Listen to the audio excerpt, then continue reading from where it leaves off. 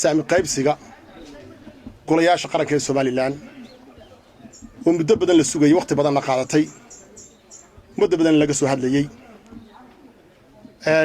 bariya dhexdayn la yiri waxa lagu wareejiyay arinta ayada xisbiyada qaranka saddex xisbi qaran ayaa lagu wareejiyay la yiri runtii aseenu arkaynay in dariiqii saxda ah ay tahay oo iyagu yihiin xisbiya qaran oo midba xisbi ka magaranaysa hogaaminayo laakiin si guud taladii qaranka ay gacanta ku hayo madaxweynaha jamhuuriyadda Soomaaliya Mustaqbal Axmed oo ku hayo asay halka ka go'aysaana ay halka tahay waxaan uga aamusnay bal waxaan sidoo wixii ka soo baxa adeegtaan waxaan u arkaynay markaa wadadaasi wada khalad inay hayd anay saxahayn wadadii khaladkii wax khalad ma socdo halkii ku soo noqotay runtii way garteen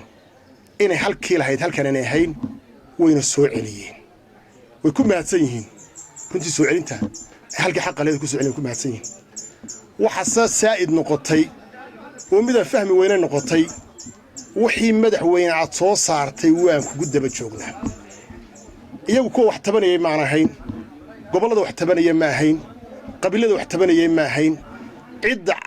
hawshan ka cabanaysay iyaga ma ahayn maadaama iyaga inay ahayn inay soo baxdo waxaad soo saartay madaxweynaha ku taageeraynaa cid oran karta ee wax ka sugaysay wax weeyaan waa goboladii iyo wax ka sugay gobolada wax ka sugay waxaan u dhibnay baan anagu aan ka sugaynay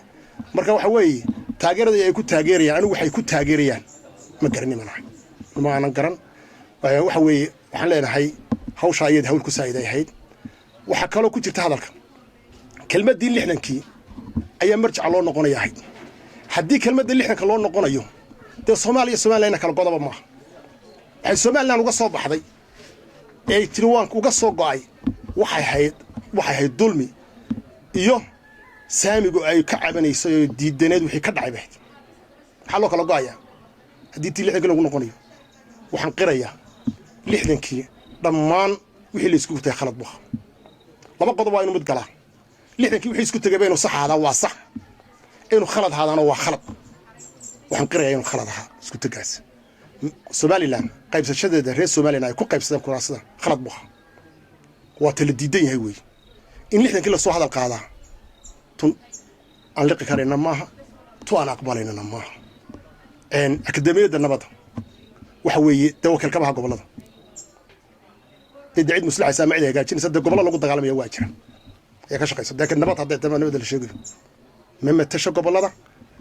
dadka wax tabanaya in wakiilka kan odayaasha u nahay ee hore wax u gudbistay waxay wax ka doonayaan waa madaxweynaha umadu ay dooratay xilka ay u dhiibatay inuu go'aan cad ka gaaro balwadweyne waxa weeye waxaan doonaynaa oo u fadhinaa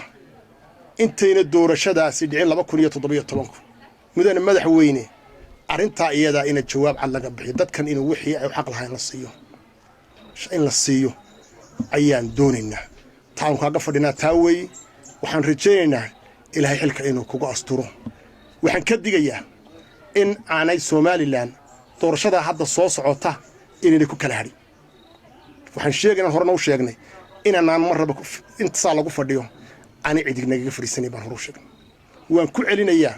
waan xasuusinayaa waxaan diidaynaa hadda wax laga gar helo oo la yiraahdo xageed ku socotaan war maanta ay nii sheegaynaa xukuumaday war maanta ay nii sheegaynaa Soomaaliland arinta iyada niman ku fariisanaya labada gol qarar golaha guurtay golaha baarlamaanka qaybta maanta naga fadhida